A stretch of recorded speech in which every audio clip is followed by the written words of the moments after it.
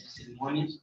E queria, então, começarmos por apresentar os colegas da mesa. Este é um encontro que está a ser co-organizado entre a Mosaico, a Futaquessa e o Sindicato de Jornalistas, encontro direcionado para as organizações da sociedade civil, nesta visita acadêmica, que a Futaquessa e as organizações que estão a organizar este evento vão, então, brindar a nossa presença com a presença, portanto, do presidente da Comissão Africana de Direitos Humanos do Desporto, o honorável comissário Remy Lumbu. Por favor, tome o seu assento. A relatora especial das Nações Unidas para a Liberdade de Associação, a doutora Gina Paola Romero. Por favor, tomar o seu assento para começarmos então a nossa atividade. Este encontro vai estar subordinado a uma agenda. Creio que todos e todas têm o seu programa. Portanto, vai ser começado com uma sessão de abertura direcionada pelo diretor executivo da Futaquessa, o Dr. Godinho Cristóvão, e o reverendo padre Frei Danilson, da Mosaico, e vai ser naturalmente moderada pelo Sindicato de Jornalistas, pelo nosso colega, o Dr. Cândido Teixeira. Então, vocês são todos e todas bem-vindas. Penso que foram muito bem acolhidos na cidade de Luanda. Espero que seja um encontro agradável, de discussão e de aprendizado para todos e todas. E, então, damos assim, então, a palavra ao nosso colega Cândido Teixeira, que vai, então, levar o nosso encontro à moderação.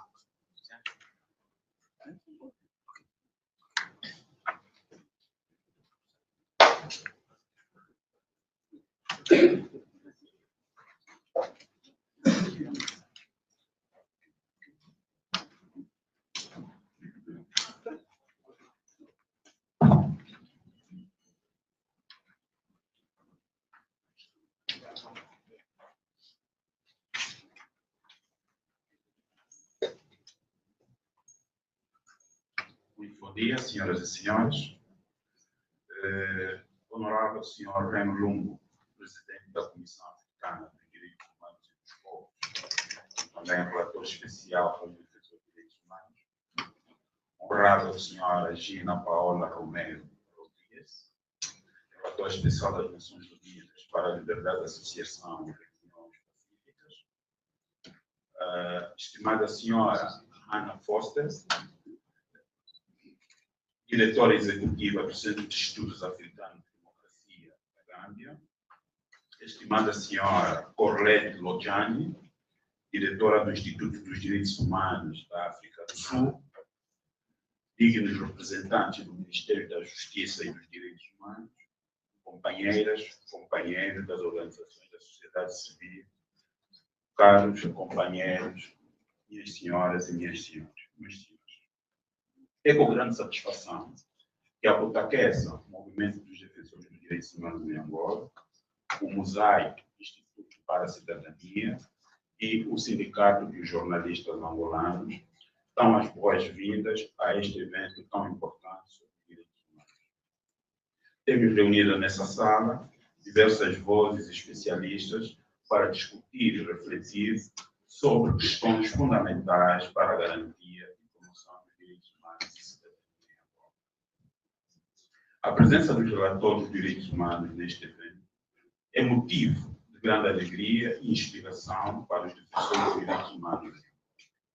São pessoas dedicadas, corajosas e comprometidas com a defesa dos direitos e liberdades fundamentais de todos os seres humanos. As suas experiências e conhecimentos serão essenciais para enriquecer os debates que teremos ao longo deste ano. Temos plena consciência de que pela luta dos direitos humanos é constante, a luta dos direitos humanos é constante e desafiadora. Vivemos em um contexto mundial e africano em particular, onde ainda há muitas violações e injustiças. E é fundamental que nos unamos para enfrentar esses desafios e contribuir para a construção de um mundo mais justo, igualitário e que consiga e que congregue todas as pessoas. E este evento seja um espaço de diálogo, aprendizado e mobilização para uma cultura dos direitos humanos. Que possamos sair daqui mais conscientes, mais engajados e mais comprometidos com a promoção e defesa dos direitos humanos em todas as pessoas nas suas dimensões.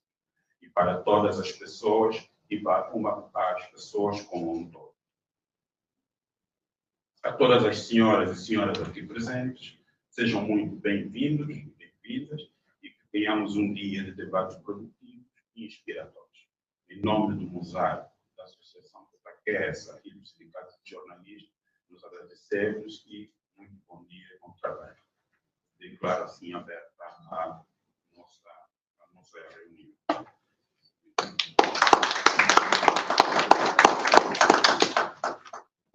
Bom, mais uma vez, bom dia a todos, nunca é demais. E vamos então, depois das considerações iniciais e da abertura, começarmos a nossa atividade. Já lá vão 30 minutos consumidos, mas estamos em África. Ainda em África. Então, vamos imitar os europeus, no que o horário diz respeito, e temos, como está no programa, o senhor Remy Lungo, que vai proferir então uma visão geral sobre os mecanismos especiais de direitos humanos da Comissão Africana.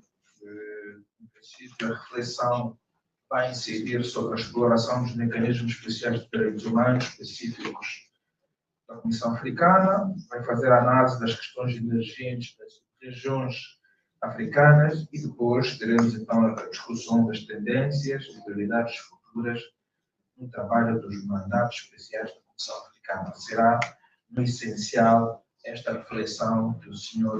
Remy Lungo hoje vai proferir nesta primeira hora da nossa atividade. Mais uma vez, Sr. Remy, a vossa Merci. J'espère que ce micro fonctionne bien et que chacun d'entre vous parvient à m'écouter. Bonjour d'abord à l'auditoire. Je voudrais également souhaiter dire bonjour à la rapporteure spéciale sur le Freedom Association et l'Assemblée des Nations Unies. Notre collègue qui a remplacé Thomas Voulet, qui vous souhaite le bienvenue à l'Afrique. Surtout qu'il s'agit d'une première activité en présentiel que nous faisons ensemble. Je sais que nous en aurons d'autres. Avant de commencer, je voudrais également dire merci aux organisations qui nous ont invités cet avant-midi, Mosaico, que je salue.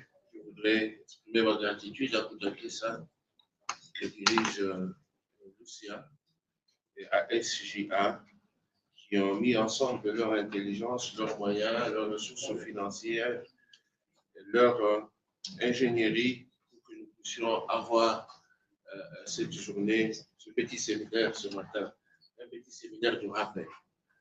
Parce que je sais que la plupart des choses que je vais dire ici, beaucoup d'entre vous le connaissent très bien.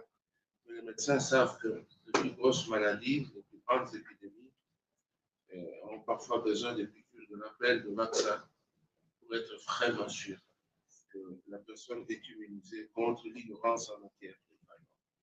Je voudrais ainsi vous parler de notre institution, de votre institution, la Commission africaine des droits de l'homme et des peuples. Cette vieille dame, vieille des institutions, en tout cas au niveau de l'Union africaine.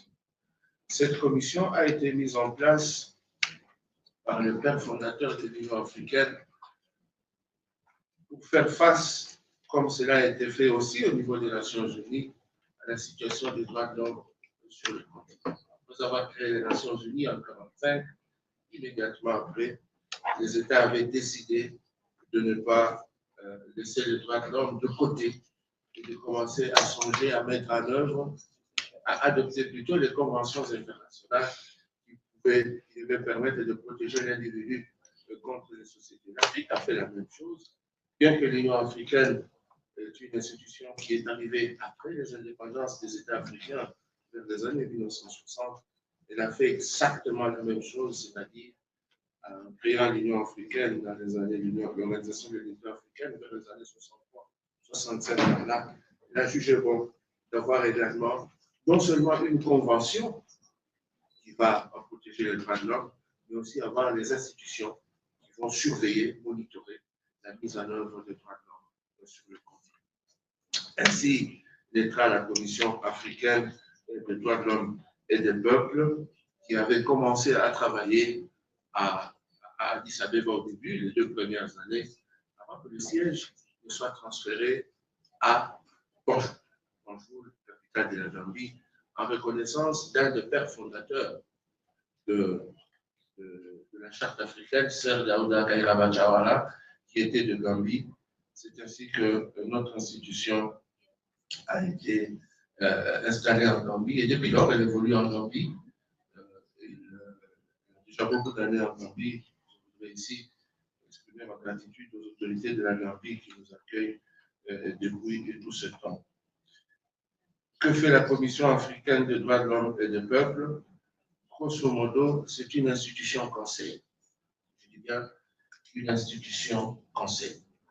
Parce que son objectif, c'est de formuler les recommandations dans tout ce qu'elle fait. Le point commun de tout ce que fait la Commission africaine des droits de l'homme et des peuples, c'est de toujours formuler les recommandations, que ce soit ses missions de promotion, que ce soit les communications qu'elle reçoit, que ce soit les missions d'établissement de faits, que ce soit l'examen des rapports périodiques, à l'instar de ce qui se fait aux Nations Unies, les PU. Notre rôle, c'est de formuler des recommandations, c'est de donner des conseils au gouvernement, espérant qu'au gouvernement, dans les 54-55 pays d'Afrique, on trouvera des gens qui sont convertis en matière de droits de l'homme, des gens qui acceptent les principes des droits de l'homme et qui vont les mettre en pratique. Mais entre la théorie, ce que nous pensons, et la pratique, en réalité, il y a un gap, il y a un gros fossé qu'il convient de combler. Comment le combler? C'est le rôle que nous faisons ce matin, c'est le rôle que vous faites. Alors, cette institution, comme je vous ai dit, étant la plus vieille, en tout cas l'une des plus vieilles, elle a été conçue dans un contexte, placez-vous dans le contexte d'aujourd'hui, et faite 20, 30, 40 ans avant. Il n'existait pas de parlement panafricain, il n'existait pas de cour africaine, des droits de l'homme et des peuples, il n'existait pas les autres institutions. C'est ainsi qu'on lui a donné un mandat très important, un mandat très grand, je peux même dire un mandat qui dépasse le cadre même espéré par le père fondateur, la charte africaine de droits de l'homme. Pourquoi je le dis? C'est parce que la Commission africaine est d'abord une institution quasi judiciaire. Quasi judiciaire, dans la mesure où, lorsqu'il y a des violations de droits de l'homme dans les pays d'Afrique, et que les individus ont déjà terminé, ont épuisé le voie de recours interne, c'est-à-dire qu'ils ont saisi le juge national et qui n'ont pas, ils ont toujours ce sentiment que leurs droits ont été violés, ils ont la possibilité de venir à la commission. Comme le fait toute juridiction, elle va examiner et regarder aux faits et regarder le droit, donc la charte africaine de droits de l'homme et du peuple, et arriver à dire effectivement dans ce cas, nous pensons que la charte africaine n'a pas été respectée. Et aboutir à des condamnations, ce pas des condamnations pénales, condamnations dans le sens où, dans ses conclusions, il est appelé à dire tel pays n'a pas respecté, comme le fait le juge national, tel pays n'a pas respecté la charte, tel pays a violé telle disposition de la charte au regard de tels faits vis-à-vis de telles situations qui concernent tel individu. C'est le même travail que fait le tribunal. Il n'y a aucune différence. On l'appelle quasi-judiciaire. Pourquoi? C'est simplement parce que à la Commission africaine, il peut y avoir des juges, des gens qui sont formés au droit. Comme moi, je suis magistrat à la base, je suis professeur de droit, mais il n'est pas dit que c'est réservé uniquement à ces personnes, les philosophes, les géographes, les sociologues, tout ce monde-là, pourvu que les États les aient recommandés. Le premier commissaire qui était à la Commission africaine, ce n'était pas forcément des juristes, c'était des diplomates que les États envoyaient pour aller siéger à la Commission. Donc c'est une institution quasi judiciaire parce que ce ne sont pas des magistrats qui prononcent le droit, ce ne sont pas des magistrats qui disent le droit, mais c'est des experts. Voilà pourquoi nous l'appelons une institution quasi judiciaire. créée avant que la Cour n'arrive. Plus tard, on créera la Cour africaine de droits de l'homme et des peuples qui fait exactement le même travail que fait la Commission. C'est ainsi que vous entendrez dans la littérature des droits de l'homme parler de la complémentarité entre la Commission et la Cour. On fait le même travail, on fait le même boulot, mais d'un côté, il y a des magistrats et des juges, de l'autre côté, il y a des experts. Nous produisons des recommandations et ils produisent des décisions et des jugements. Mais c'est exactement la même chose. Parce que dans la pratique, nous souffrons de la même maladie. Les États ne veulent appliquer ni les recommandations de la Commission, ni les décisions de la Cour africaine. C'est une maladie que nous partageons en commun avec eux, et nous le déplorons d'ailleurs chaque année lorsque nous faisons nos rapports auprès des organes militaires. Deuxième compétence de la Commission, c'est aussi un organe quasi législatif. Quasi législatif, pourquoi? Parce que nous générons des lois, nous générons des normes, nous produisons des lois types, des lois modèles.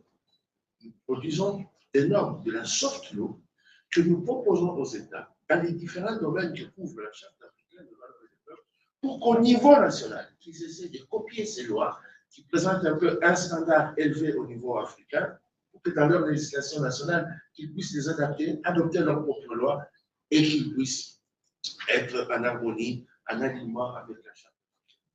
C'est exactement le même travail que fait à Midrand le Parlement panafricain aujourd'hui. Vous savez que le Parlement panafricain ne vote pas des lois qui s'appliquent aux États directement, jusqu'au jour d'aujourd'hui, au moment où je vous parle. Eux aussi, ils produisent des lois modèles, comme nous le faisons. Alors, nous ne nous appelons pas organes législatifs, parce que nous ne sommes pas des députés, nous ne sommes pas des parlementaires élus, nous sommes des simples experts à qui on a donné ce mandat-là. C'est ainsi que nous nous considérons comme un organe quasi législatif, presque législatif, bien que nous produisons de la soft law, mais nous n'avons pas un mandat du peuple dans le sens où nous n'avons pas été préalablement élus par le peuple pour aller produire des lois. Mais nous le faisons de la même manière que le fait le Parlement panafricain. Mais aussi, nous sommes un organe qui est presque un organe académique. Parce que la Commission africaine a reçu également un mandat des pères fondateurs, disait l'article 45, d'organiser, de faire des études sur la situation de droits de l'homme sur le continent, comme le fait toute institution académique ou universitaire, d'organiser des séminaires, des conférences, des colloques pour promouvoir les droits de l'homme sur le continent, de faire des enseignements dans les domaines de droits de l'homme. Nous devenons en ce moment-là comme une institution quasi académique, même si les gens ne sont pas des professeurs à temps plein, ils n'ont pas un PhD, ils n'ont pas un diplôme de docteur, mais ils font ce boulot-là. Nous sommes également une institution de coopération. Nous faisons de la diplomatie de droit, parce que la charte nous demande de coopérer avec toutes les institutions internationales et intergouvernementales qui ont en charge des droits de l'homme. Et dans ce cadre, nous collaborons avec l'Union africaine, l'Union européenne. Dans le domaine des droits de l'homme, nous collaborons avec la Commission interaméricaine des droits de l'homme. D'ailleurs, après ici, dès que nous terminons ici, je suis en train d'aller à Washington, où nous avons une séance conjointe. Je travaille avec la Commission interaméricaine des droits de l'homme. Nous collaborons avec toutes les institutions, que ce soit des ONG, c'est la raison pour laquelle je suis là. Ça rentre vraiment dans le mandat qui nous a été confié par les personnes. Nous sommes aussi également donc une institution de coopération ou de diplomatie des droits de l'homme. Nous sommes également une institution consultative. La charte dit que pour toute question liée aux droits de l'homme, les organes de l'Union africaine, de l'Organisation de l'Unité africaine, ou les États peuvent consulter la Commission africaine des droits de l'homme pour qu'elle puisse leur expliquer, par un avis consultatif, telle autre disposition de la Charte africaine. Mais les États n'utilisent pas bien souvent cette compétence sur les avis consultatifs. Depuis que la Commission a été mise en place, on ne nous a pas encore consulté à cet égard. Donc, vous voyez, si vous lisez l'article 45 de la Charte africaine, vous verrez que c'est un organe qui fait tout. Tout ce qui est faisable en matière de droits de l'homme, la Commission africaine des droits de l'homme a reçu ce mandat. Qui sont les commissaires? Je vous ai déjà dit, c'est des experts qui ont été choisis par les États, 2 par région, par sous-région. Nous sommes à 11, il y a 5 sous-régions, le nord, le centre, le sud, l'est et l'ouest. Ça fait 2 par région, ça fait 10, et il y a toujours un commissaire en surnombre par rapport à une région. pour avoir 11 commissaires et avoir la possibilité de décider. Pourquoi 11 commissaires? Parce que nos décisions, nous ne les prenons pas par vote de manière systématique, on le prend toujours par consensus. On essaye de regarder qu'est-ce qui est bien dans tel ou tel autre cas. Donc, quand il y a le vote, il y a 5 pour et 5 contre, il faut départager. C'est pour ça qu'on avait mis le 11e commissaire, parce que c'est à ce moment-là que la voix du président devient très pondérante et qu'il peut aussi participer au vote. Alors, nous sommes une structure qui s'est divisée sur le plan interne, comme des mécanismes de travail. Nous avons créé, conformément à notre règlement intérieur, beaucoup de ce que nous appelons de mécanismes spéciaux. Au niveau des Nations Unies, on parle souvent des procédures spéciales, mais nous, on parle de mécanismes spéciaux. Quand vous entendez de mécanisme spécial de la Commission africaine, ça voudrait simplement dire, dans le cadre de son règlement intérieur de la subdivision du travail, la Commission a créé des groupes de travail internes, des groupes thématiques pour lui permettre de suivre de près un certain nombre de questions qui se posent sur le continent. Mais alors, nos mécanismes spéciaux, ça va dans tous les sens. Il y a des mécanismes spéciaux avec un seul animateur. À ce moment-là, nous l'appelons le rapporteur spécial. Quand il n'y a qu'un seul animateur dans un mécanisme spécial, on appelle ce mécanisme le rapporteur spécial. Ainsi, vous aurez un rapporteur spécial sur les défenseurs des droits de l'homme et le point focal sur le représailles, que je suis moi-même. Vous aurez donc un rapporteur spécial sur la liberté d'expression. Vous avez un rapporteur spécial sur les réfugiés, les demandeurs d'asile, les IDP, les personnes déplacées internes. Vous aurez d'autres mécanismes spéciaux qui travaillent par groupe de commissaires. À ce moment-là, on les appelle les comités. Il y a un comité pour la lutte contre la torture. Vous verrez là-dedans 3 commissaires. Et on associe aussi les experts extérieurs qui viennent assister les 3 commissaires. Vous aurez le groupe de travail sur le droit économique, social et culturel. C'est un groupe de commissaires de 3 avec des experts qui viennent de l'extérieur qui se mettent ensemble pour parler d'une problématique. Vous aurez aussi, s'il n'y a pas de groupe de travail, il y a ce qu'on appelle des comités. C'est exactement la même chose. C'est les noms qui changent simplement. Quand c'est comité et groupe, c'est des commissaires qui se mettent ensemble avec des experts. Et quand c'est des special rapporteurs, c'est quelqu'un qui travaille seul avec les partenaires sur des thématiques bien précises. J'ai oublié de citer, on a aussi un rapporteur spécial sur la question liée aux femmes. Mais il y a d'autres groupes de travail que nous faisons au niveau de la commission qui ne concernent pas nos activités vis-à-vis de l'extérieur, mais en interne. C'est comme des groupes de travail en interne, comme vous avez des groupes de travail parlementaires au niveau de tout parlement, de tout organe législatif. Nous avons des groupes de travail internes qui nous permettent aussi de préparer un certain type de dossiers en interne, dossiers qui nous permettent, quand l'affaire arrive en plénière, qu'il ait déjà été mâché, préparé par un groupe de commissaires et faciliter ainsi la décision.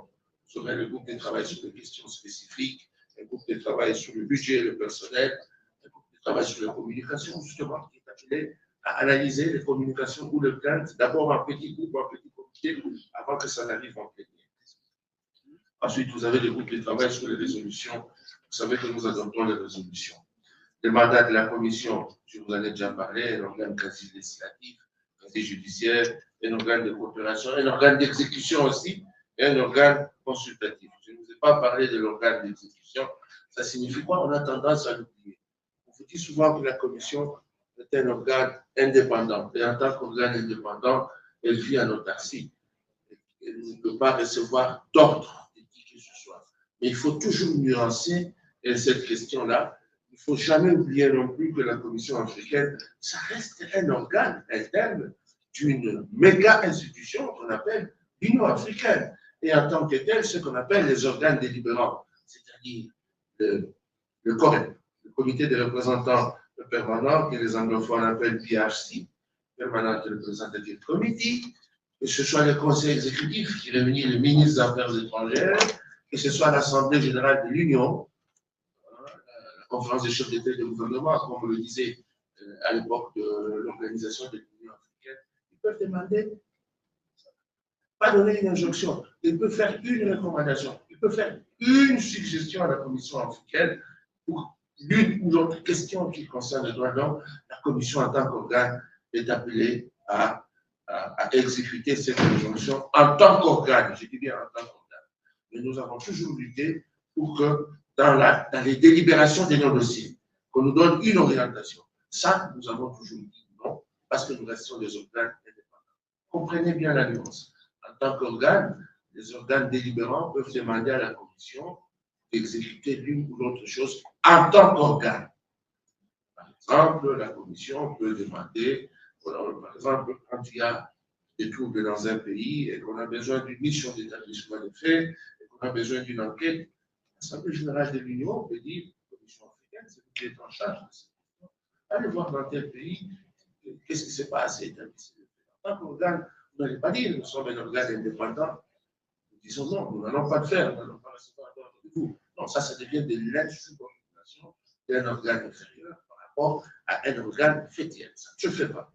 Mais par contre, lorsque nous sommes en train d'analyser une communication qui implique un État, par exemple, qui est gros contributeur au niveau de l'Union africaine, et que nous recevons une instruction qui vient d'un organe délibérant, non, nous ne voulons pas que vous condamniez tel État par rapport à telle situation de fait, parce que c'est un gros contributeur, quelle que soit la raison qu'on peut donner. À ce moment-là, nous allons dire, attention, nous sommes un organe indépendant, on a été recrutés comme des experts indépendants, et pour donner des avis indépendants. Nous ne représentons pas les gouvernements, et nous ne pouvons pas suivre ce genre de décision. Parce qu'on entend souvent dans la société civile, la commission n'est pas un organe indépendant, on lui donne parfois des instructions qu'elle exécute. Il faut savoir de quelle instruction il s'agit et est-ce qu'elle est exécutable ou elle n'est pas.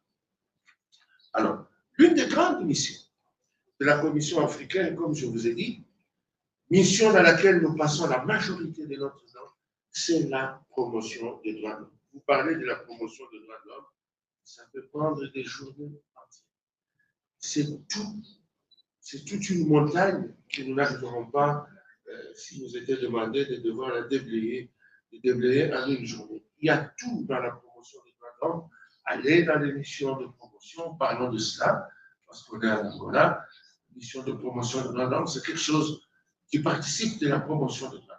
Dans ce cadre, d'ailleurs, nous viendrons ici au mois de septembre. Je vais retourner ici au mois de septembre parce que la commission va venir en mission de promotion des droits de l'homme ici même à Luanda, en Angola, pour avoir un dialogue avec les responsables du gouvernement angolais, avec l'administration angolaise, sur toutes les questions qui concernent les droits de l'homme sur le continent, pas sur le continent africain, mais sur le territoire de l'Angola.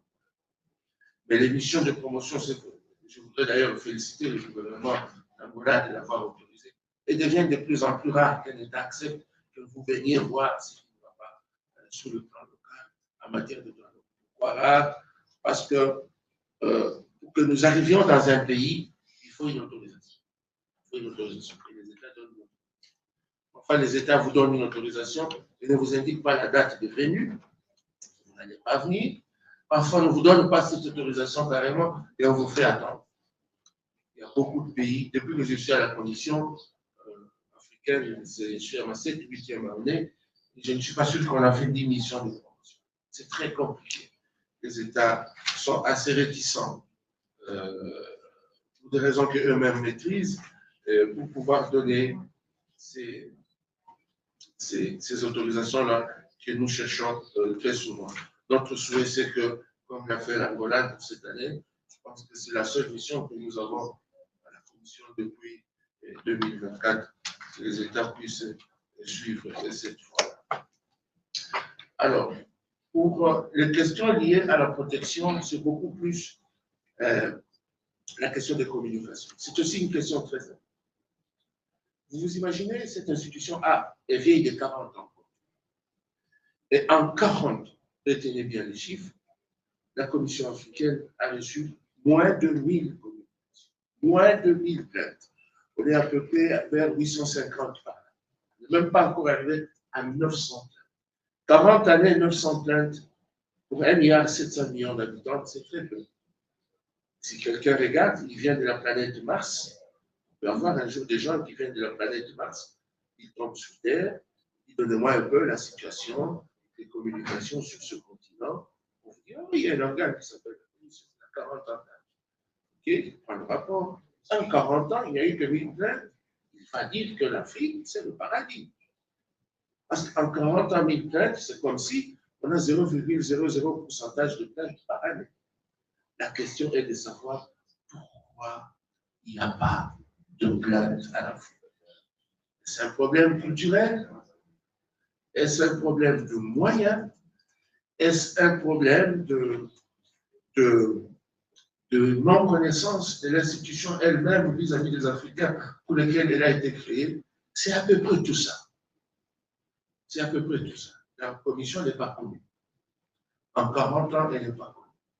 La plupart des commissaires sont parfois surpris. C'est une fois qu'ils ont été désignés pour être experts à la commission africaine que leur pays commence à s'intéresser à la commission et commence à demander des informations. C'est quoi cette institution? Ils sont obligés d'expliquer à leur propre gouvernement de quoi c'est. Au moment où je vous parle, tenez-vous bien. Je vous ai dit que notre siège est en Gambie. Je ne vous dirai pas que vous pouvez croire que nous sommes autant connus en Gambie. En tout cas, c'est le pays où nous devons être le plus connus possible. Mais lors de notre dernière session, on vient d'avoir un séminaire avec les fonctionnaires du gouvernement de Gambie pour leur expliquer qui nous sommes. Comment vous pouvez vous imaginer, vous hébergez les gens pendant 40 ans, mais après 40 ans, ils ont toujours l'impression qu'ils ne vous connaissent pas assez. Et a fortiori, les gouvernements qui sont loin de la Gambie, c'est encore compliqué. Tout ça, ça participe de la promotion. Je ne vous raconte pas des choses qui n'ont pas été vécues, je vous raconte des choses que nous avons faites.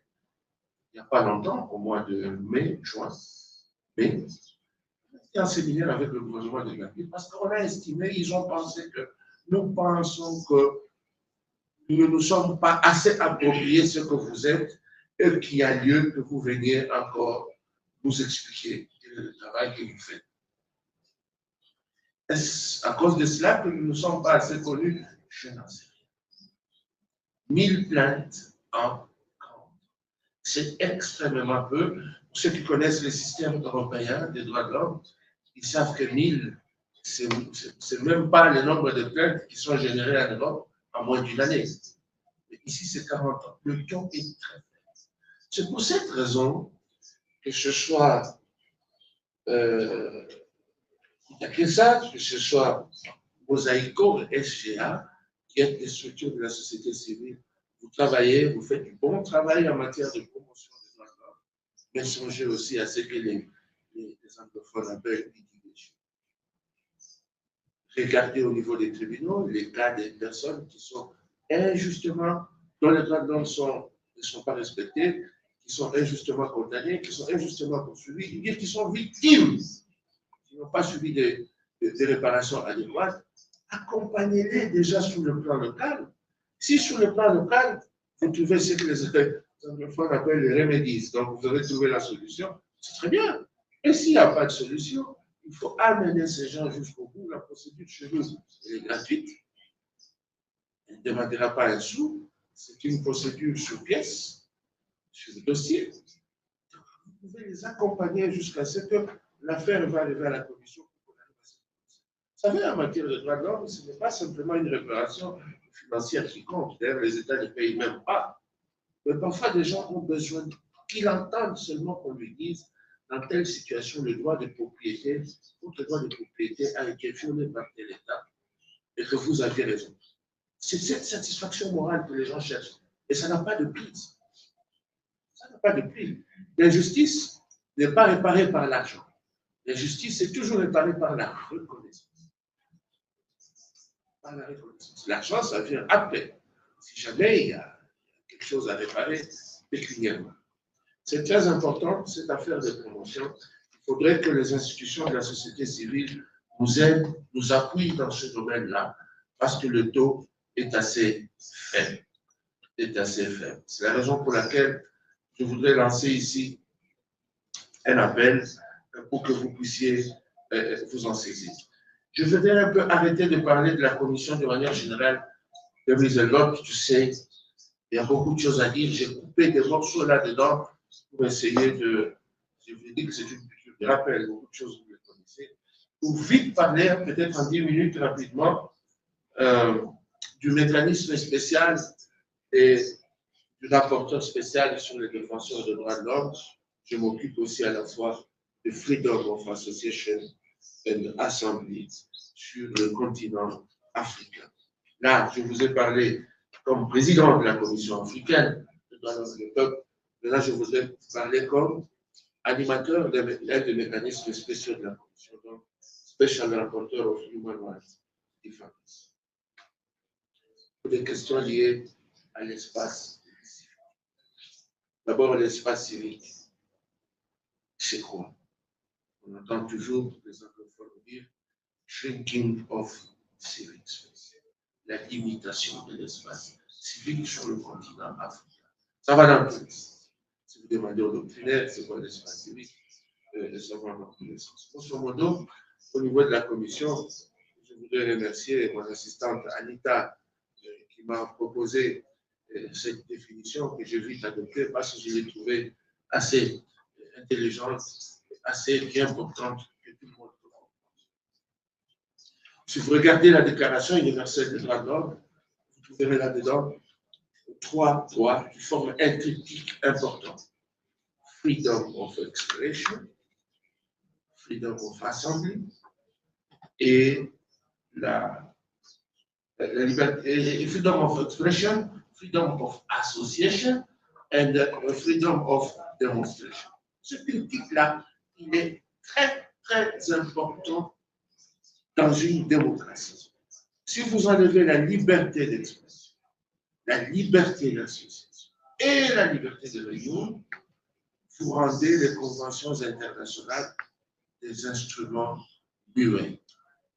Vous faites des conventions internationales, des macabées, comme disent les médecins. Donc, juste des corps inertes sur lesquels on apprend des choses, sur lesquels les étudiants vont apprendre des choses de médecine, mais la vie n'est plus là-dedans. Parce que ce sont ces 3 droits qui permettent aux conventions de s'exprimer, qui permettent aux conventions d'être concrets et vivants dans une démocratie. Ne pas les négliger. L'Afrique du Sud a vaincu l'apartheid grâce au Freedom of Association. Même dans ce pays, la liberté d'association et de réunion a été quelque chose qui a fait basculer les pouvoirs forts qui dirigeaient ce pays. Dans mon propre pays, la République démocratique du Congo, le Freedom of Association of Expression a beaucoup. Vous ne prenez que les exemples récents. Le Kenya aujourd'hui est en train de faire face à cette force du Freedom of Association. Ils ont retiré le bill, la loi là sur les finances, mais ça ne s'arrête pas là. Les revendications sont parties dans tous les sens. Prenez le cas du président Ali Bongo. Lorsqu'il était lui-même sur le pouvoir, assis sur la chaise, comme je suis ici assis sur la chaise du président, il négligeait la liberté d'association et de réunion. Mais le jour où on l'a mis dans la cave de sa maison, on lui a annoncé que Brice Ototsi, il a déjà pris le pouvoir. La petite vidéo qui est sortie, c'est quoi? Make noise. Faites du bruit. Allez protester dans la rue parce que moi, j'ai perdu le pouvoir. Moi, j'ai rigolé chez moi. Non pas que je ne voulais pas compatir, mais je me suis dit, mais lui-même, quand il était au pouvoir, il réprimait les manifestations. Et là, il a compris que la manifestation, c'était un outil important. Regardez Trump, qui se présente aux élections aujourd'hui, quand il a perdu, parce qu'il avait le sentiment qu'il a perdu, qu'est-ce qui lui restait en main? C'est un homme riche. Vous pouvez corrompre la commission électorale, qu'on prononce les résultats en sa faveur. Mais il n'a pas pu le faire. Il ne lui restait qu'une seule arme. Il a mis les républicains dans la rue, qui sont allés jusqu'au Capitole, comme ils appellent, au Capitole, le bâtiment, là, tu sais. Alors il avait les moyens. D'ailleurs, le procès continue jusque maintenant. C'est vous dire que l'espace civique est très important dans une démocratie. Si vous enlevez l'espace civique, je vous donne un dernier exemple, les Gilets jaunes en France, c'était pendant une année, je n'ai jamais vu une manifestation qui fait aussi longtemps. C'était pendant une année que le pouvoir public a fait face à cet élément. Il me reste à poser la question, les défenseurs des droits de l'homme? Parce qu'on se dit tous dans la salle ici, on est des défenseurs des droits de l'homme. Qui sommes-nous? Vous n'allez pas compter sur la charte africaine pour avoir une définition. La meilleure façon de définir les défenseurs des droits de l'homme, c'est de ne pas les définir. Parce que cette affaire-là, ça se sent. Si vous êtes un défenseur des droits de l'homme, on ne peut pas vous définir. Vous devez sentir que chaque fois qu'il y a une injustice dans votre propre chef ou dans le chef de l'autre, vous êtes porté à aller défendre le cas très, très rapidement parce que vous sentez que quelque chose. C'est pour ça que pour moi, toute définition de défenseur des droits de l'homme est une définition prétentieuse. Parce que c'est quelque chose de naturel. J'ai, dans mon propre pays, qui a adopté une loi sur la protection des défenseurs des droits de l'homme, j'étais un jour en discussion avec un ministre sur cette question. Il dit déjà, vous, avec vos définitions, vous pensez que tout le monde peut être défenseur. Déjà, nous voulons que dans notre pays, que c'est seulement à partir de 18 ans qu'on peut être défenseur. Je dis non. Ce n'est pas à l'âge de la majorité qu'on le devient. Allez dans une cour de récréation à l'école maternelle. Vous verrez toujours des petits protecteurs des autres. Vous verrez des petits, bien qu'il a 2-3 ans, il protège un enfant contre un autre groupe d'enfants chaque fois qu'il y a une injustice. Il fait déjà. C'est un petit défenseur de droits de l'homme. Comment vous allez dire que ça ne commence qu'à 18 ans? C'est très important. Alors, les défenseurs de droits de l'homme, j'ai toujours dit, il faut catégoriser. Il y a des gens qui font de la défense sporadique des droits de l'homme, de la défense naturelle, si je peux dire. C'est-à-dire qu'il y a d'autres qui font la défense professionnelle des droits de l'homme. Il faut distinguer ces choses-là. Tout comme il y a ceux qui font la défense institutionnelle des droits de l'homme. Et d'ailleurs, l'État, dans un pays, devait être lui-même se considérer comme le premier défenseur des droits. L'État est le premier défenseur. Les États ont été mis en place pas pour brimer les citoyens, sinon on rentre dans les systèmes féodaux, on rentre dans les systèmes des empires où il y avait le roi et les sujets. Mais dès lors qu'il y a eu une république, dès lors que même dans les royaumes d'aujourd'hui, c'est devenu comme des républiques. Aller au Maroc, c'est une république. Aller en Belgique, c'est une république. Aller aux Pays-Bas, enfin, ce sont des royaumes. Mais il y a des rois qui dirigent. Mais ce sont des républiques. Le premier défenseur des droits de l'homme, c'est d'abord l'État. Il y a ceux qui font la défense institutionnelle des droits de l'homme. Les autres défenseurs, et ceux qui font la défense institutionnelle des droits de l'homme, c'est l'État, les institutions nationales des droits de l'homme. Contrairement à ce qu'on pense, ce sont des défenseurs des droits de l'homme. Nous recevons des plaintes où les institutions nationales des droits de l'homme sont attaquées, les commissions nationales des droits de l'homme sont attaquées en tant que défenseurs des droits de l'homme. D'autres qui font la défense institutionnelle des droits de l'homme, c'est vous, les organisations de la société civile. Si vous prenez une institution comme Koutakessa, personne morale, je parle de Koutakessa, personne morale. Koutakessa est défenseur des droits de l'homme. Mais au sein de Koutakessa, on trouve aussi des individus défenseurs des droits de l'homme. Alors, ne pensez toujours pas que les défenseurs des droits de l'homme, c'est toujours des individus. C'est aussi les institutions. Que ce soit les institutions étatiques, que ce soit les institutions qui relèvent du secteur privé. C'est d'ailleurs parce que les institutions étatiques, en tant que défenseurs des droits de l'homme, ont échoué leur mission, qu'arrive la société civile. Si aujourd'hui l'État fait correctement son travail, Koutakessa disparaît. Si aujourd'hui l'État fait correctement son travail, Mosaïco va disparaître. Parce que l'État fait déjà correctement le travail. Et le jour où les administrations publiques, le jour où les ministères, les fonctionnaires de l'État se comporteront comme des vrais défenseurs des droits de l'homme, c'est là où commencera le développement de ce continent. Et dans la plupart du temps, on associe la défense des droits de l'homme à une opposition politique. Pour quelle raison? Personne ne le sait. Mais moi, je connais la raison. La raison est simple. C'est que contrairement à ce que vous pensez, le concept de droit de l'homme, il a été inventé pour protéger un individu que je suis contre les pouvoirs publics. Et tout celui qui fait le travail de défense des droits de l'homme devient automatiquement un opposant de l'État. Qu'il soit dans un parti politique ou pas, il est considéré comme un opposant. C'est pour ça qu'il faut avoir des défenseurs des droits de l'homme qui sont courageux. Maintenant, je voudrais terminer vraiment par là, je ne peux pas tout dire. L'espace civique en Afrique est menacé. C'est pour ça qu'on parle de shrinking of civil space. Menacé par beaucoup de facteurs. Je peux vous tenir pendant une journée, rien que vous parlez de ces facteurs. Les lois menacent l'espace civique. On fait de lois pour limiter la liberté d'expression, pour limiter la liberté d'association, pour limiter la liberté de réunion. Et quand je parle de la liberté de réunion, ou le freedom of the right to demonstrate, je parle de démonstrations, de manifestations pacifiques. Je comprends très bien. Je ne peux pas tout dire, on parle de démonstrations pacifiques. Alors, les législations limitent l'espace. On vote des lois partout en Afrique pour limiter l'espace physique de la manière dont vous connaissez. Ça peut ne pas être des lois, ça peut être des règlements. On regarde toujours aux lois, mais parfois les règlements. Pour limiter l'espace civique.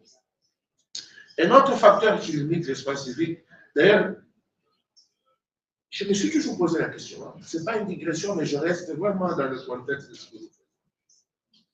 Ceux qui fréquentent la Suisse, en tant que défenseur des droits de l'homme, vous fréquentez la Suisse.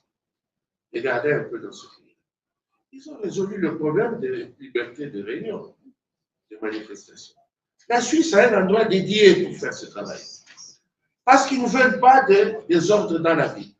C'est une petite ville, il y a beaucoup de fonctionnaires, ça doit tourner tout le temps, les gens doivent aller dans des réunions. La place des nations. Ils ont mis toute une place. Vous avez besoin de manifester? Oui, réunissez-vous là-bas. Vous avez besoin de vous exprimer, de crier contre une injustice en matière de... Mettez-vous là-bas.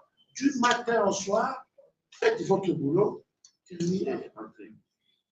Pourquoi les institutions, les États africains ne peuvent pas aussi avoir des places dédiées? Il y a beaucoup d'espaces vides ici. Vous désignez un endroit, si vous ne voulez pas que les gens marchent dans la rue, désignez un endroit, vous dites que vous voulez manifester, mettez-vous là-bas. J'ai été dans un pays, je vais citer, mais je ne sais plus si c'est correct ce que je vais citer, mais je sais que c'est un pays lussophone, je ne sais plus si c'est Mozambique ou tout ça, je ne sais plus. Le procureur général me disait, vous savez, ici, ce n'est pas qu'on interdit aux gens de manifester. Mais on évite de manifester après les heures de travail. C'est-à-dire après 17 heures. Ou bien vous pouvez manifester le week-end. Pendant que les gens se reposent, les autres vont, vous pouvez manifester comme vous voulez. Ou bien les jours de congé. Les jours de congé, par exemple, c'est férié, tout le monde est à la maison. Vous voulez manifester, vous pouvez le faire. Ce n'est pas que nous interdisons, mais nous voulons. J'ai rigolé, j'ai dit, ok, j'ai compris ce que vous dites. C'est compliqué cette affaire, il faut bien regarder. Deuxième moyen de restriction, c'est au niveau des enregistrements. Enregistrement des organisations de la société civile. Là aussi, je venais de terminer une formation au Bénin, on me dit qu'il y a des pays. Là, on parlait du Bénin. Si vous voulez vous faire enregistrer, il suffit qu'on regarde dans les statuts l'objet social de l'ONG. Si vous voulez parler vous allez parler dans votre structure, objet social, vous mettez droit de l'homme, démocratie, freedom of expression, qui renforce les connaissances. Et ça, ce sont des gens dangereux au niveau de l'enregistrement. C'est la raison pour laquelle nous pensons toujours qu'une association peut exister. OK? Elle n'a pas besoin d'une autorisation pour exister. Elle a besoin d'une autorisation pour être reconnue. Mais en tant qu'association, elle peut déjà travailler sans cela. La RDC était dans ce domaine-là. Mais avec le nouveau gouvernement, on commence même à retirer les récépissés. On vous a donné un récépissé quand vous avez déposé le dossier. Vous pouvez déjà commencer à fonctionner. Mais maintenant, on leur a donné un moratoire. On va retirer tous les récépissés des associations. Et ce n'est pas que là-bas, ça se fait un peu partout. En Afrique, on a les mêmes choses. Une autre façon de limiter l'espace civique, c'est s'attaquer aux défenseurs des droits de l'homme et aux journalistes. Parfois, c'est des attaques physiques, directement contre vous. Parfois, c'est des attaques contre les membres de votre famille. On a ici dans la salle une femme sais pas s'il est encore là, qui peut vous parler des attaques contre les défenseurs des droits de l'homme, et de l'Iswatini, dont le mari, vous connaissez de qui je parle, dont le mari avait été tué parce qu'il est défenseur des droits de l'homme. C'est la femme de Toulani. C'est encore un cas frère de moi, paix à son âme. On attaque un défenseur des droits de l'homme parce qu'on ne veut pas que le travail qu'il fait pour faire développer les civic space puisse avancer. Il y a aussi les discours stigmatisants. On peut vous créer tout un discours autour de vous pour vous décrédibiliser dans la société, pour que la cause que vous êtes en train de défendre ne puisse pas être une cause légitime. N'oubliez pas, nous sommes pendant la période de nouvelles technologies d'information et de communication, le cyberharcèlement. Il y a des gens qui tombent en dépression parce qu'ils sont harcelés dans les médias. Et les défenseurs des droits de l'homme sont aussi victimes de ça. Cyberharcelés, harcelés sur Internet, dans les réseaux sociaux.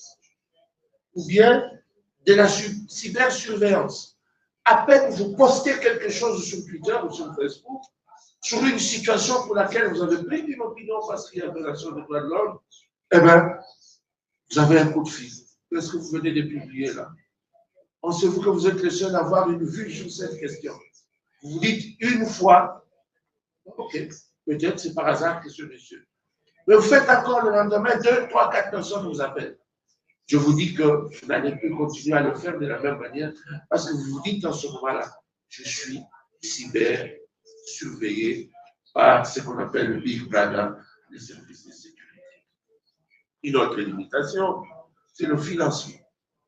Les États cherchent à contrôler le financement des organisations de la société civile pour qu'ils ne puissent pas avoir de moyens de développer leurs activités et qu'ils ne puissent donc pas faire développer l'espace civique.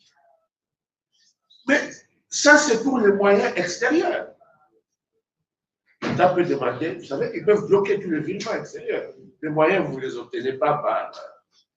Vous n'amènent pas. Ceux qui vous financent, qui financent les organisations de la société civile, ils ne viennent pas avec du cash. C'est par les banques que ça passe sur. Parce qu'avec le cash, 10 000 $, tu ne traverses pas une frontière. Il faut avoir 9 999. Dès que c'est 10 000, on vous dit que vous traversez. Or, avec 10 000, vous ne pouvez même pas faire une activité. Et comme ils savent que c'est des masses d'argent importantes, la seule façon de dire, non, moi je soumets simplement la circulation illicite des moyens. Je ne voudrais pas que les gens puissent. C'est un autre moyen. Mais il y a un autre moyen qu'il faut. Toujours en matière de financement, c'est qu'eux-mêmes, avec l'argent du Trésor public, ils financent des organisations de la société civile pour vous combattre. Vous faites une manifestation, il y a une contre-manifestation d'une autre organisation de la société civile, alors que vous faites les choses de manière objective. Alors, il faut quoi? Le financement intéressé. Ils créent ce qu'on appelle le GONGO, que vous connaissez, Madame Anna Foster, qui est la spécialiste des ONG sur le continent africain. Elle est ici, elle vous parlera de ce que j'appelle le Congo. Et il y en a plein de Congo sur le continent africain. Vous les reconnaîtrez. Au début, ils vont être comme des structures qui travaillent pour l'intérêt général. Ça, c'est pour avoir du crédit. Mais une fois qu'ils sont assis dans l'espace civique, ça devient des pro-gouvernementaux. Vous avez même oublié qu'ils étaient... Vous allez vous poser la question. Ces gens qui étaient si efficaces il y a 5 ans, rien n'est passé. Mais comment sont-ils devenus pro, comme si tout allait bien? Financement intéressé des pouvoirs publics pour pouvoir crédibiliser ce qu'ils sont en train de faire. Et ils le font systématiquement. Même pour la présentation des rapports à la commission, nous exigeons toujours un séminaire de validation sur le plan local. Le gouvernement a fait son rapport, il doit appeler la Commission nationale des droits de l'homme et la société civile. Donc vous verrez qu'ils vont appeler une société civile, ils oublient d'autres qui sont plus importants. Ils appelleront une certaine société civile. Et quand ils présentent le rapport, du service sport SB validé. Ça a été validé, oui. Avec ça, oui. Avec cette loi, oui. Mais c'est quand vous verrez les chaînes de report, des rapports parallèles qui viennent de la société civile, d'autres personnes, que vous comprenez l'arabe. Il y a une société civile déterminée, il y a une autre. Arrêtons avec le moyen de limitation de l'espace public, sinon on ne va pas terminer. Je vais m'arrêter par ici, pour permettre à mon collègue aussi tout à l'heure de vous dire quelque chose. Je n'ai pas tout dit, je suis conscient, mais il y a des choses pour lesquelles nous pouvons continuer ensemble pendant les débats. Et pendant ces 2 jours où on est ensemble, ces choses ne finissent pas. Nous aurons toujours l'occasion de continuer. J'ai encore beaucoup de choses à dire, et vous savez, les contraintes du temps ne peuvent pas nous permettre de tout expliquer. Je vous remercie. Bom, nós agradecemos, está o Reni, não vamos fazer o resumo para amanhã do tempo, acho que ficou essencial. Primeiro, o Reni fez percurso do surgimento e da implantação da Comissão de Direitos Africanos, depois a função, também ficou dito que não tem uma função legislativa, tampouco judicial, então, apesar de poderem produzir instrumentos legislativos, não são um órgão legislativo, e apesar de poderem aplicar sanções a alguns países africanos, também não são um órgão judicial, e, portanto, é basicamente mais um instrumento de pressão, se assim podemos sintetizar. E, bom, ficou tudo dito. Vamos então para a Gina, ouvirmos a Gina, e se vocês autorizam, iríamos ter a Gina até às 11, portanto, até pelo menos às 11 horas, iríamos fazer então uma paragem para o coffee break, ao contrário do que está no programa, depois retornamos.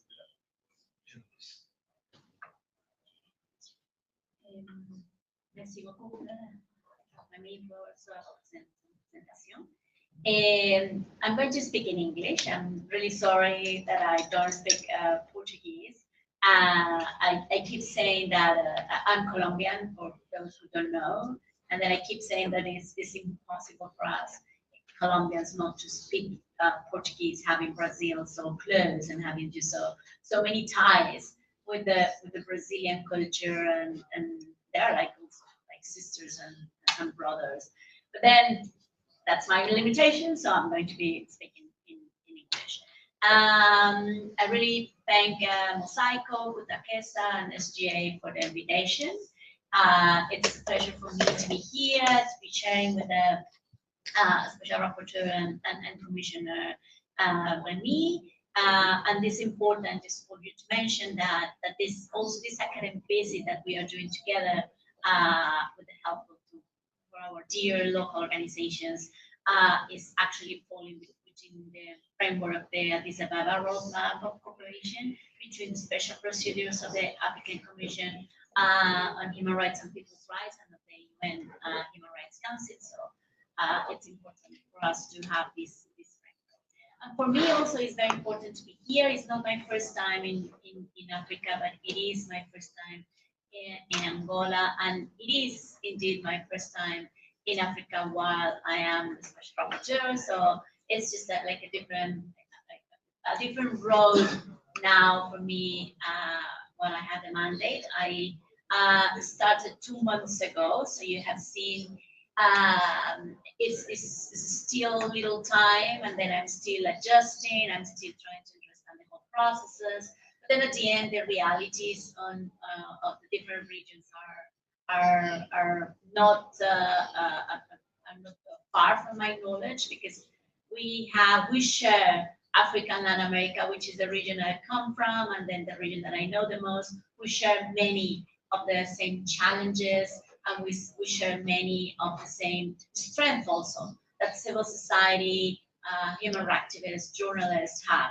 So I feel here also at home, as if I were in my own continent, because of those ties, cultural ties, and even historical ties that actually join us.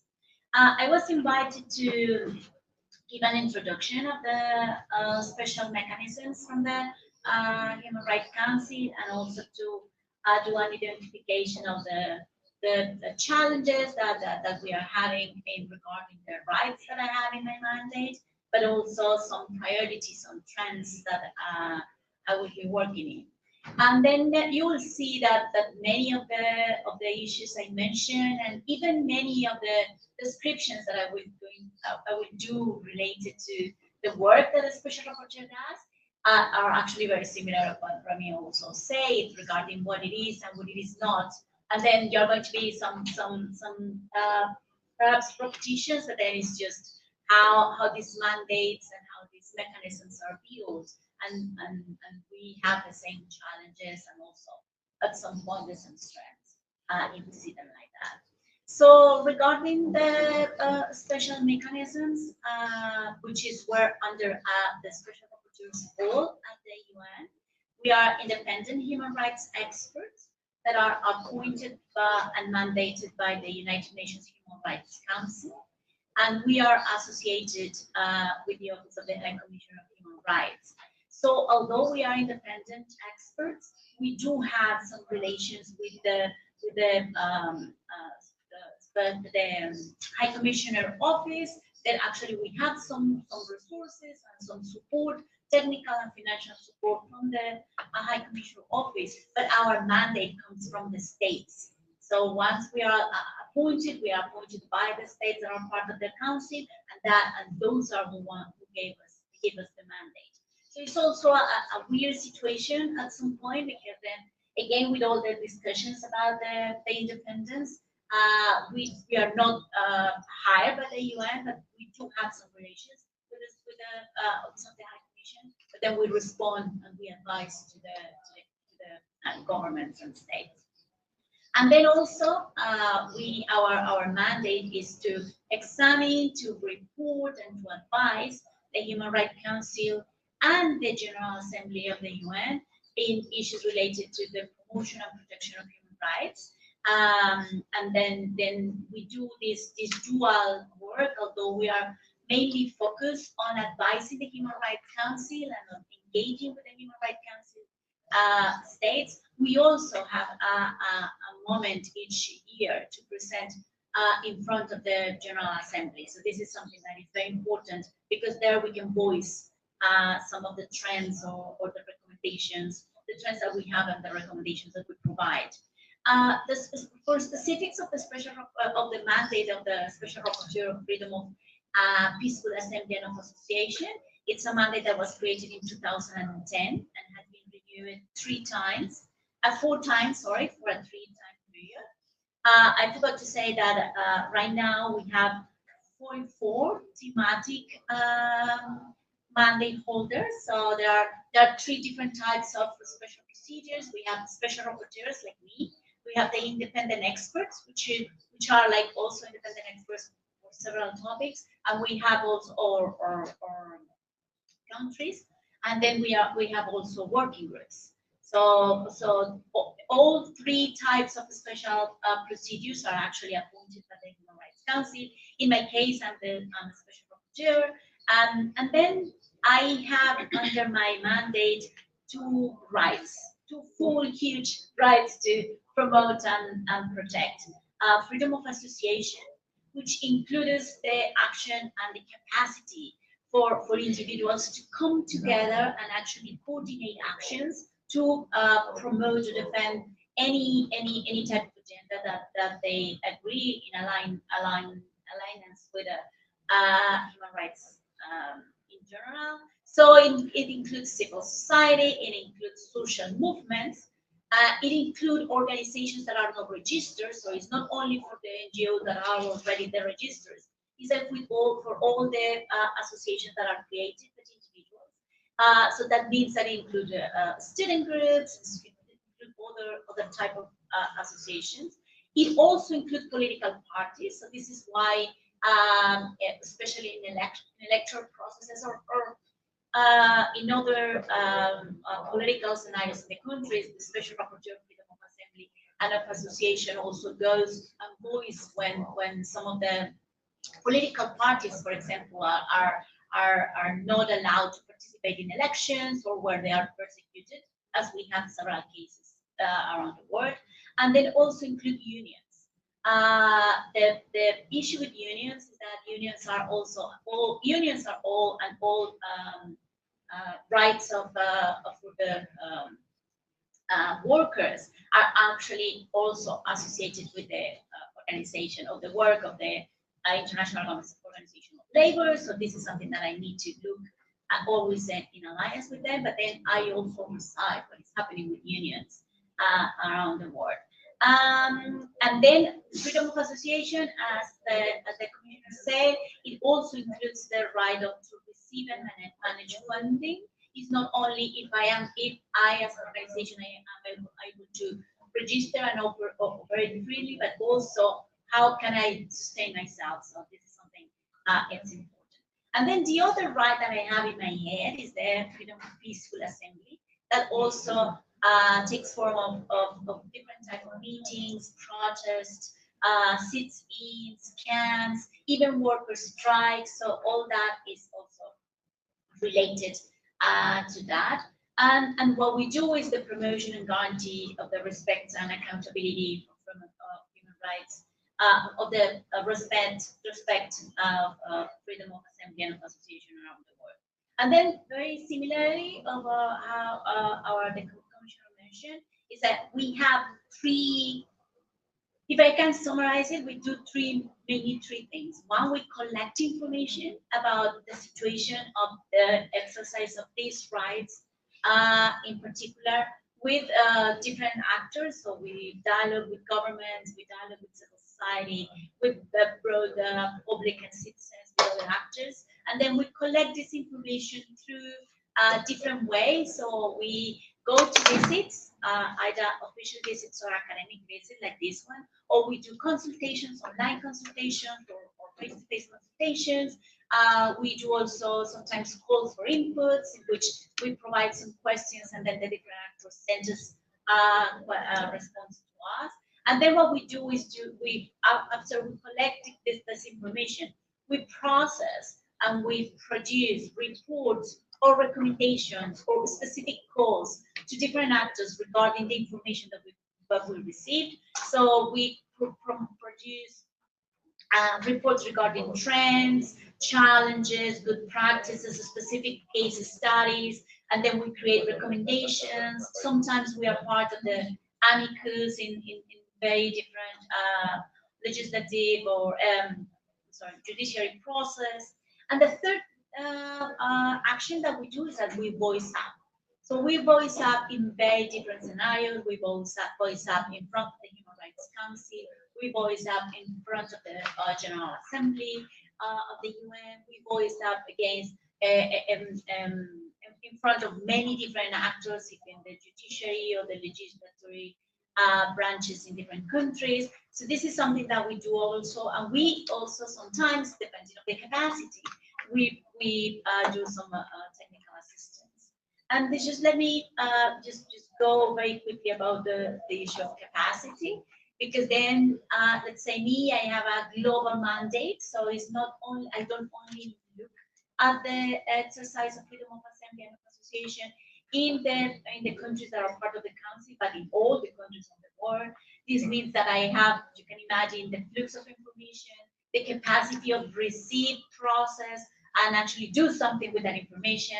You can imagine the amount of invitations that I received to participate in events, to go to visits, and then the needs that I have to engage with the governments, especially the missions of the different states in Geneva, but also the missions in New York, and then the governments are related to these reports. And in the meantime, I have only 2 people in my team right now.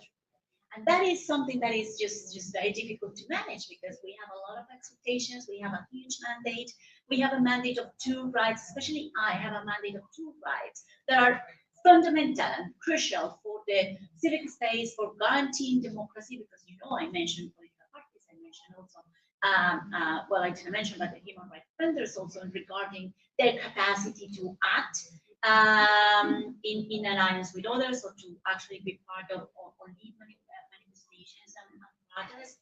And then the capacity is rather small. But we do everything we can with all the support that we get, and this is why the alliances with the civil society and then with the other mechanisms like the African Commission or the Inter-American Commission and others are so important for us. Otherwise, it's impossible for us to act. And now regarding the identification of the emerging trends, I am going to give you some hints of the last report that my predecessor presented. I think that perhaps you all or many of you know Clement Boulle. He was the special rapporteur for 6 years, and then his last report is actually creating like an interesting balance of what were those 6 years of tenure, and then he established there some of the gains that the freedom of assembly and of association had in these years, but also the worrisome trends that we are seeing now in the world that are affecting these rights, and also that the one way or the other is also shaping the way in which I build the agenda for my mandate. So regarding the specifics trends, this report is public. It was presented this week in Geneva, so it's accessible for all of you. But then I'm going to do just to mention and summarize very quickly some of them, perhaps in different discussions through today and tomorrow we can go deeper on this. But then some of these trends you're going to see that are similar to what the Commissioner already mentioned, and this is why these are global trends that can be seen in each region of the world, in each sub-region of the world, with different characteristics, with a different flavor or each region, but the trends are global.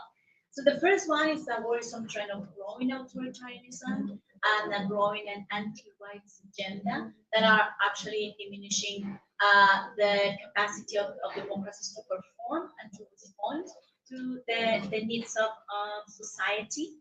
And this growing authoritarianism is being also clamping down all rights, but specifically the rights of freedom of assembly and freedom of peaceful assembly and association, because these are the rights that help citizens to voice the dissents.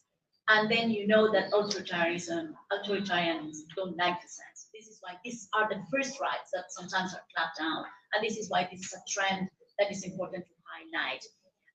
The second trend, and then you're going to see that this is these trends reinforce between each other. But the second trend is the use of hostile narratives against civil society, against human rights defenders, against journalists. The Commissioner mentioned how these hostile narratives, what they want is to make less legitimate the action of civil society, to actually isolate the civil society from the support that the public can give to it.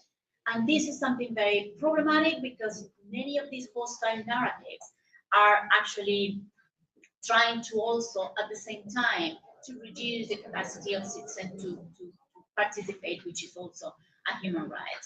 And then these narratives are being used by authoritarians, but also they are being used by populist governments. And then the challenge of these narratives is that the power, the voice of the governments and the people in power is a lot stronger, and it goes faster than the voice that we civil society, that you society, that we special rapporteurs, that individuals or other groups have. And this is why tackling these narratives is very problematic. And then the problem of the hostile narratives is that it creates stigmatization of civil society, destroy the reputation and their legitimacy in front of society, and also have a very deep impact on funding, because then some actors don't want to fund civil society because they could be accused of the same accusations that the organizations have, and it creates also a chilling effect. So many civil society leaders are actually dropping down their work, or we are having in the world difficulties to recruit new actors, or just to actually take on the work of the defense of rights.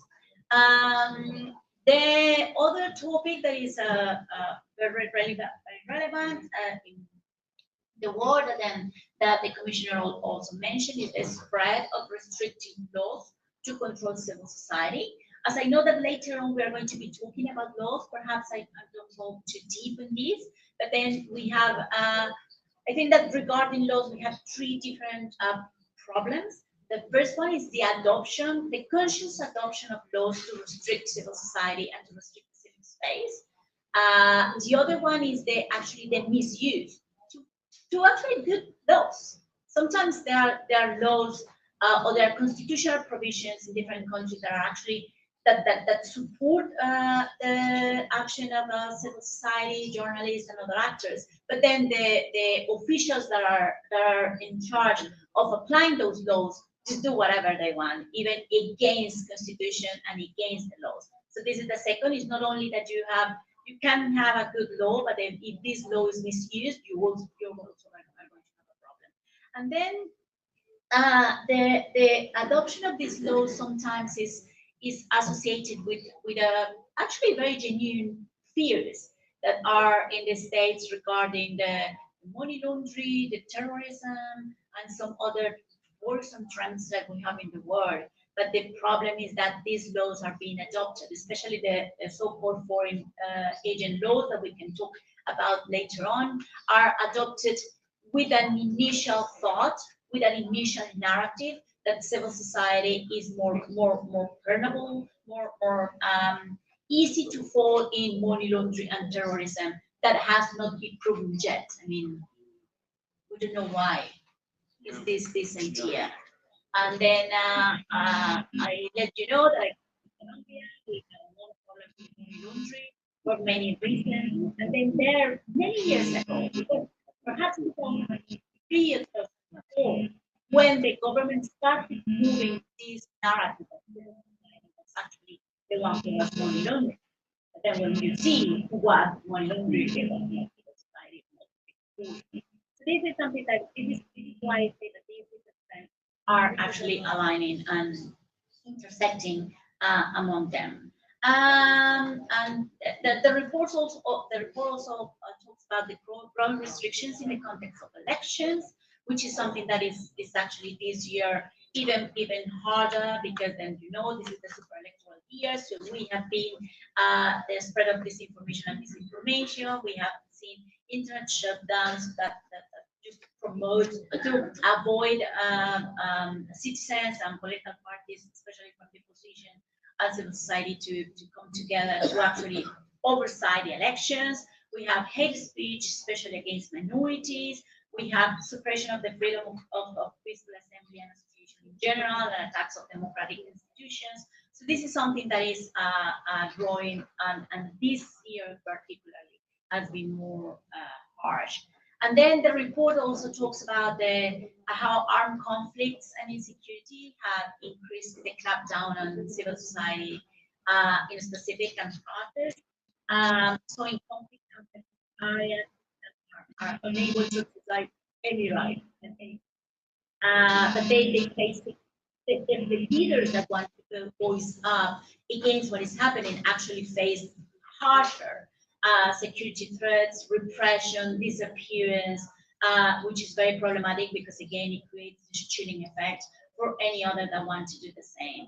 Also, the peaceful protests and social movements in defense, in this case, for example, with a conflict that we have, I'll say that is a global conflict now, regarding the Palestinian rights, have faced also significant restriction, even in stronger democracy, protestants, arbitrary arrest, and that is creating a lot of reflections around the world. And I can tell you later on, perhaps, what happened at the General Assembly, at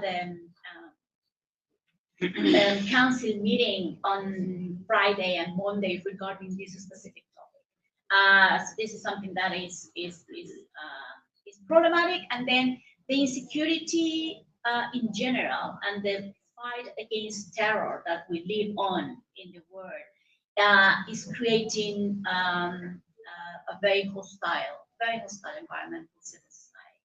And for civil society, not only that works on governance issues in general, but also for civil society that are working in justice activism, land protection, even the defense of minority rights are more attacked than the rest. And then I want to end this little part saying that the other trend that is being seen very worrisome around the world is the threats of emergency technologies. So we know that technologies are being used to actually increase the capacity of civil society with the innovation that comes from it, but then also these technologies are being used to from states to increase digital surveillance and actually use that surveillance to restrict the action of civil society, of individuals and journalists in particular. And then it has the digital technologies have been used also as a tool for spread hate speech, smear campaigns against civil society and human rights activists, and all. So this is pretty much when the best summary I can do on the trends that, as you know, are very similar to what we mentioned. And I just want to end this intervention regarding just telling you about some first priorities that I have for my mandate. So first, these 2 months, as I told you, I started 2 months ago, the 1st of May. I have been meeting with very different actors. I am like in a type of a listening tool, trying to figure out which are the more deep needs that the different actors have in different regions to try to also inform my agenda and my action.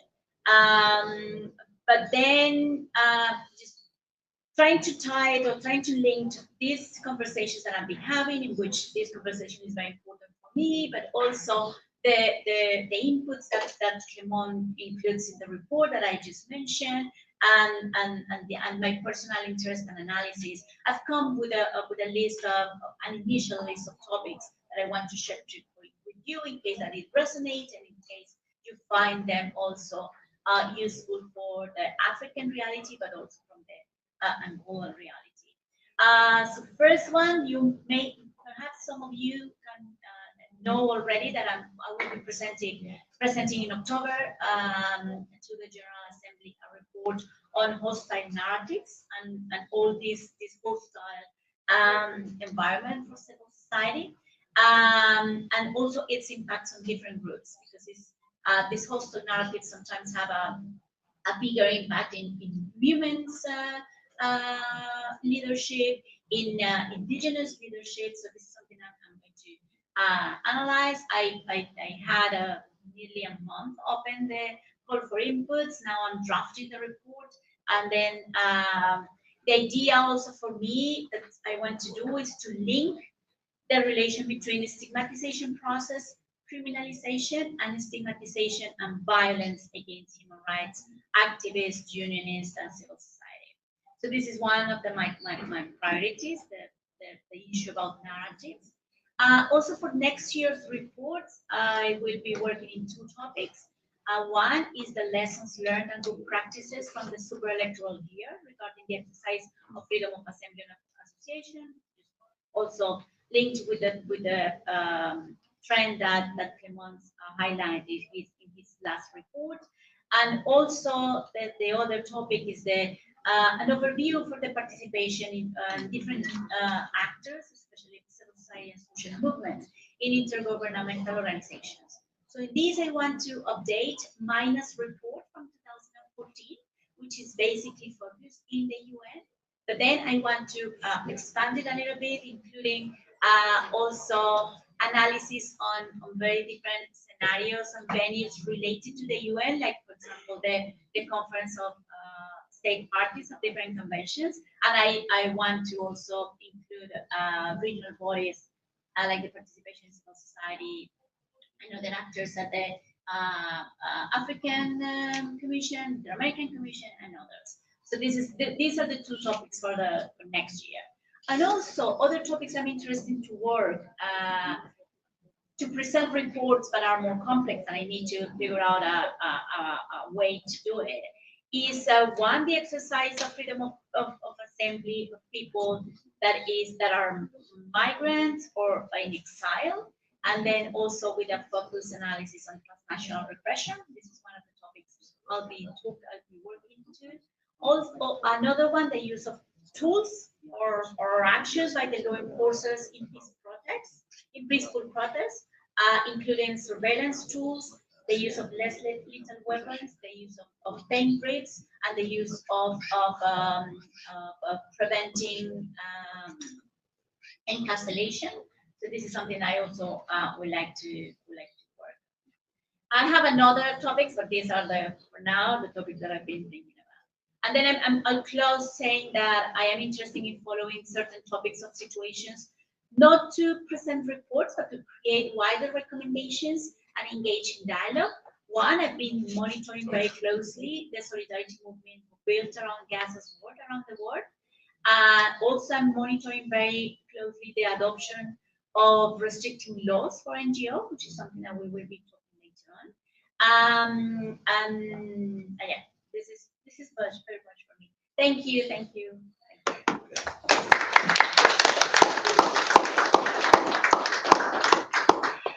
Obrigada, Gina.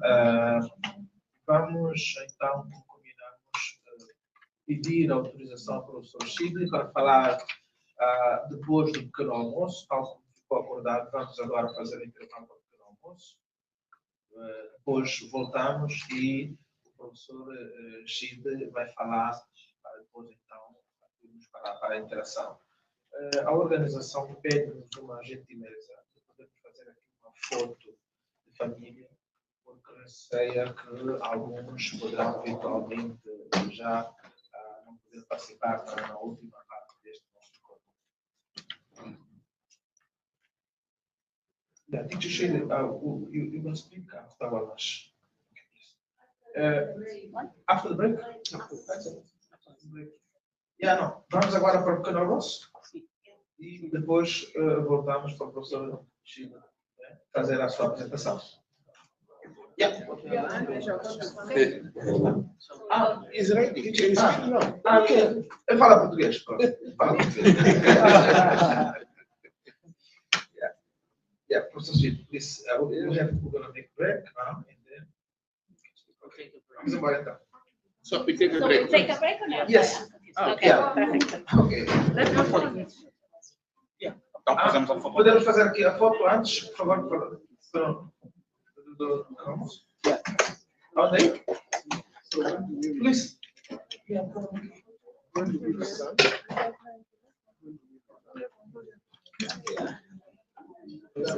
Yes. So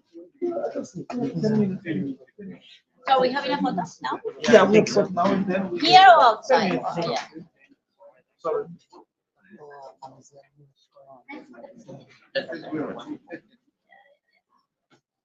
I know very well Give me the. yours. Let me choose. Oh, yeah, I did it wrong because I think. Por favor, podemos? I think I did. Yeah, how you find? How you find? No, I really. Fine.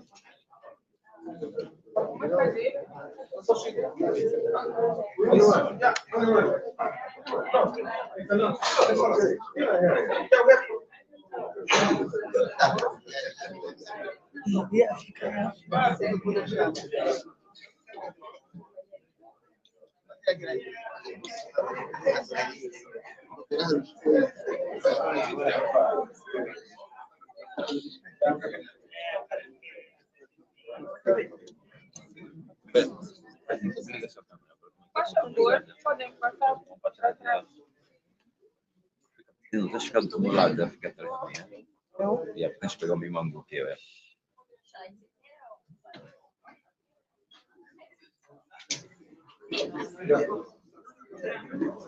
Anna,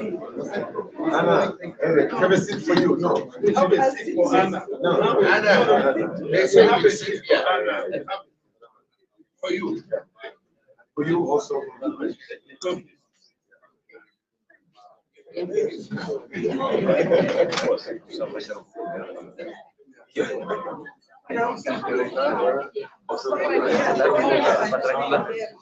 Oh, di là, di là.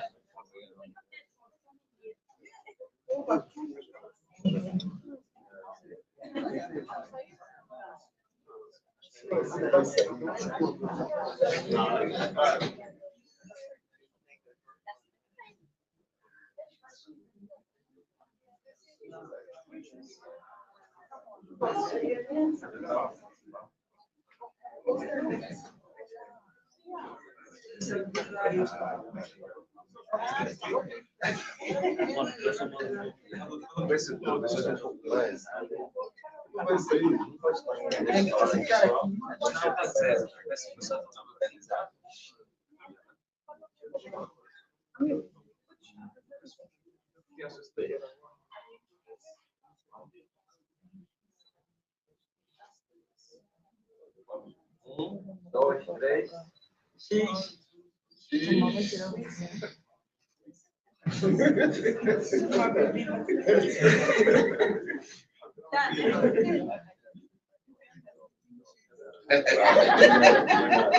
Thank you.